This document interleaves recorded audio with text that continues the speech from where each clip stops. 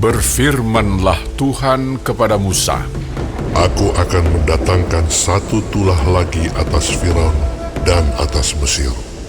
Sesudah itu ia akan membiarkan kamu pergi dari sini. Apabila ia membiarkan kamu pergi, ia akan benar-benar mengusir kamu dari sini.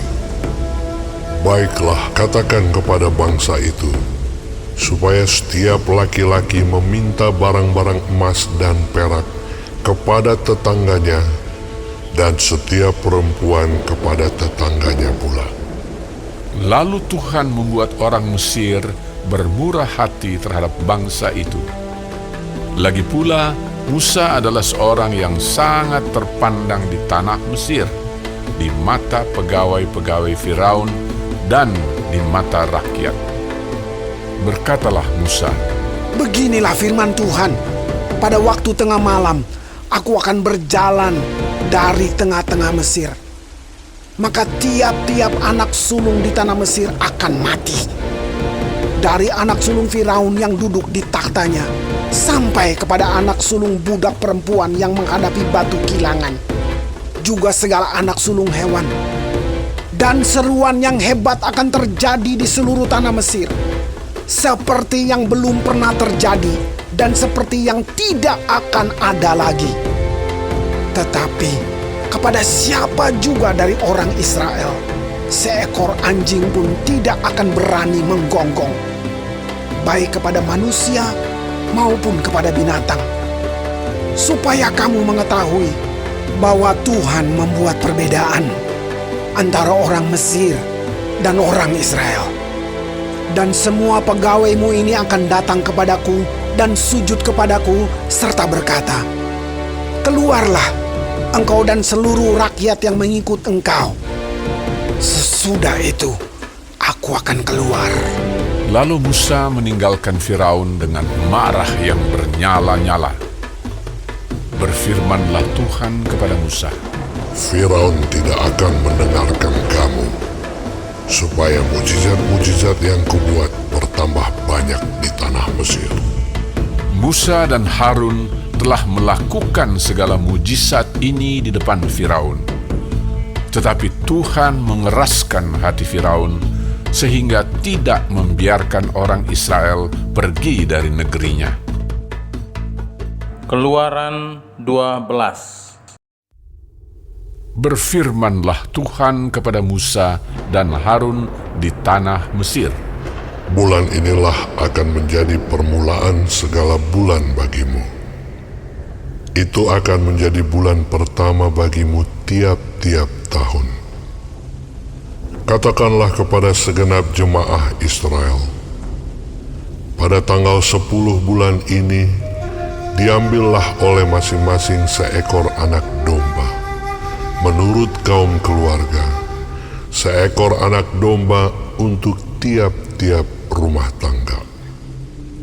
Tetapi jika rumah tangga itu terlalu kecil jumlahnya untuk mengambil seekor anak domba, maka ia bersama-sama dengan tetangganya yang terdekat ke rumahnya haruslah mengambil seekor menurut jumlah jiwa.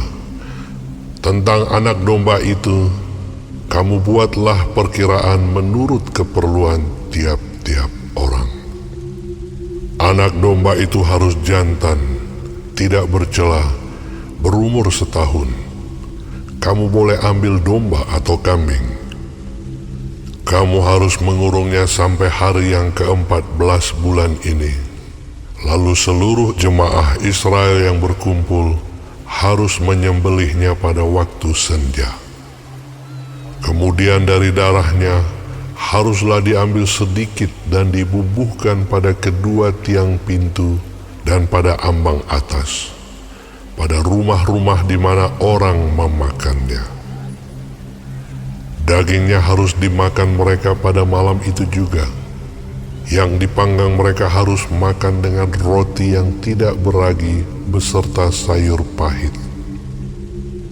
Janganlah kamu memakannya mentah atau direbus dalam air. Hanya dipanggang di api, lengkap dengan kepalanya dan betisnya dan isi perutnya. Janganlah kamu tinggalkan apa-apa dari daging itu sampai pagi. Apa yang tinggal sampai pagi kamu bakarlah habis dengan api. Dan beginilah kamu memakannya. Pinggangmu berikat, kasut pada kakimu, dan tongkat di tanganmu. Buru-burulah kamu memakannya. Itulah Paskah bagi Tuhan. Sebab pada malam ini aku akan menjalani tanah Mesir, dan semua anak sulung dari anak manusia sampai anak binatang akan kubunuh. Dan kepada semua allah di Mesir akan kujatuhkan hukuman. Akulah Tuhan. Dan darah itu menjadi tanda bagimu pada rumah-rumah di mana kamu tinggal. Apabila aku melihat darah itu, maka aku akan lewat daripada kamu. Jadi tidak akan ada tulah kemusnahan di tengah-tengah kamu apabila aku menghukum tanah Mesir. Hari ini akan menjadi hari peringatan bagimu.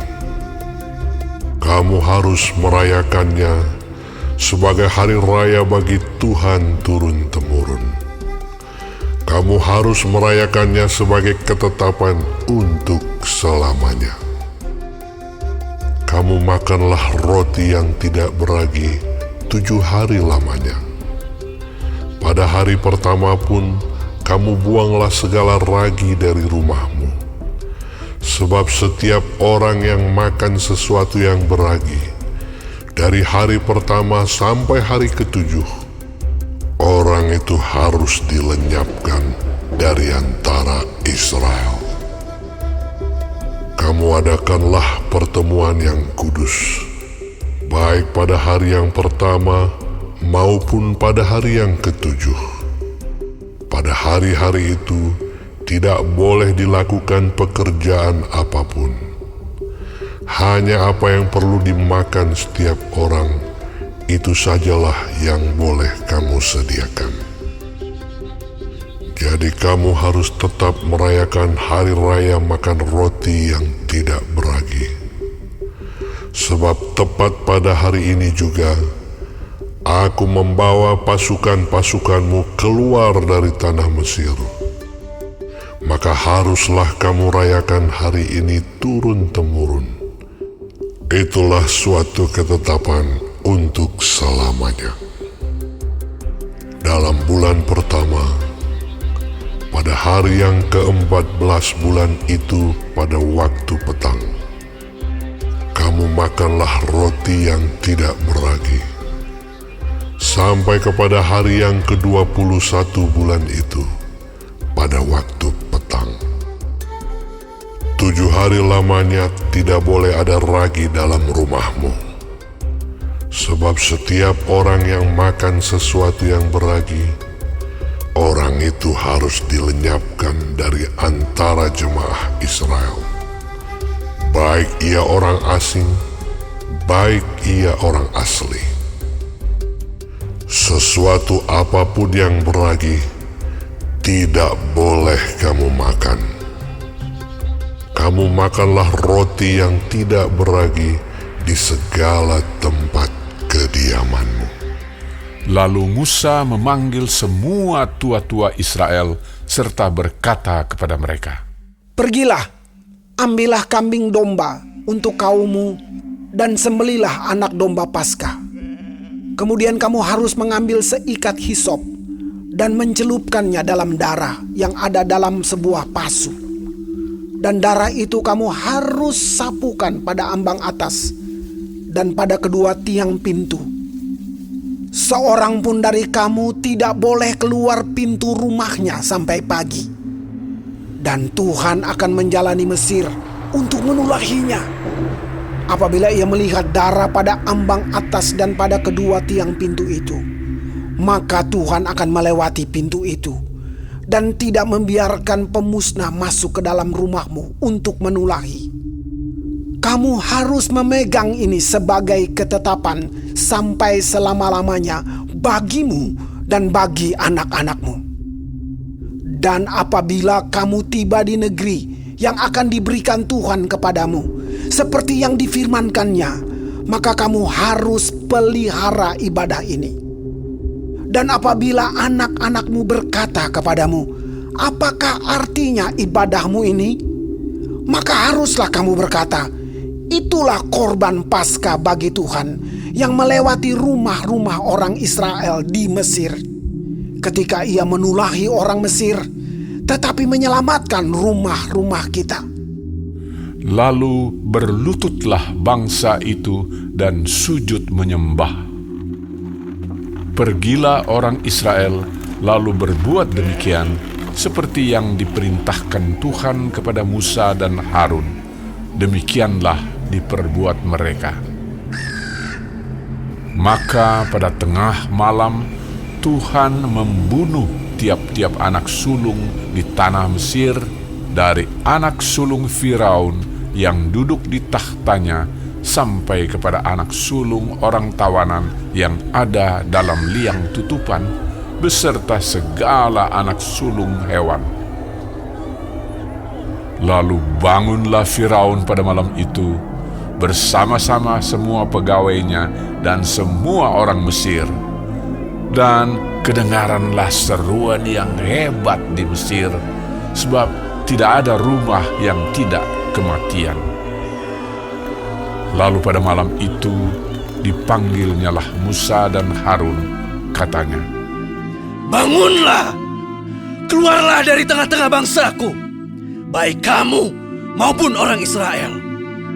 Pergilah, beribadahlah kepada Tuhan seperti katamu itu. Bawalah juga kambing dombamu dan lembu sapimu seperti katamu itu. Tetapi pergilah dan mohonkanlah juga berkat bagiku." Orang Mesir juga mendesak dengan keras kepada bangsa itu, menyuruh bangsa itu pergi dengan segera dari negeri itu, sebab kata mereka, nanti kami mati semuanya. Lalu bangsa itu mengangkat adonannya sebelum diragi, dengan tempat adonan mereka terbungkus dalam kainnya di atas bahunya. Orang Israel melakukan juga seperti kata Musa. Mereka meminta dari orang Mesir barang-barang emas dan perak serta kain-kain. Dan Tuhan membuat orang Mesir bermurah hati terhadap bangsa itu, sehingga memenuhi permintaan mereka. Demikianlah mereka merampasi orang Mesir itu. Kemudian berangkatlah orang Israel dari Ramses ke Sukot, kira-kira 600.000 orang laki-laki berjalan kaki, tidak termasuk anak-anak.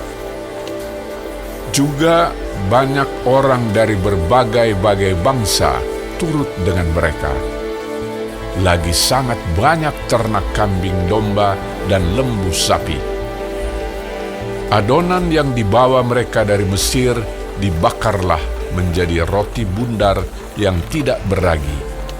Sebab adonan itu tidak diragi karena mereka diusir dari Mesir dan tidak dapat berlambat-lambat. Dan mereka tidak pula menyediakan bekal baginya. Lamanya orang Israel diam di Mesir adalah 430 tahun. Sesudah lewat 430 tahun, tepat pada hari itu juga, keluarlah segala pasukan Tuhan dari tanah Mesir. Malam itulah malam berjaga-jaga bagi Tuhan untuk membawa mereka keluar dari tanah Mesir. Dan itulah juga malam berjaga-jaga bagi semua orang Israel turun-temurun untuk kemuliaan Tuhan. Berfirmanlah Tuhan kepada Musa dan Harun, Inilah ketetapan mengenai Paskah. Tidak seorang pun dari bangsa asing boleh memakannya.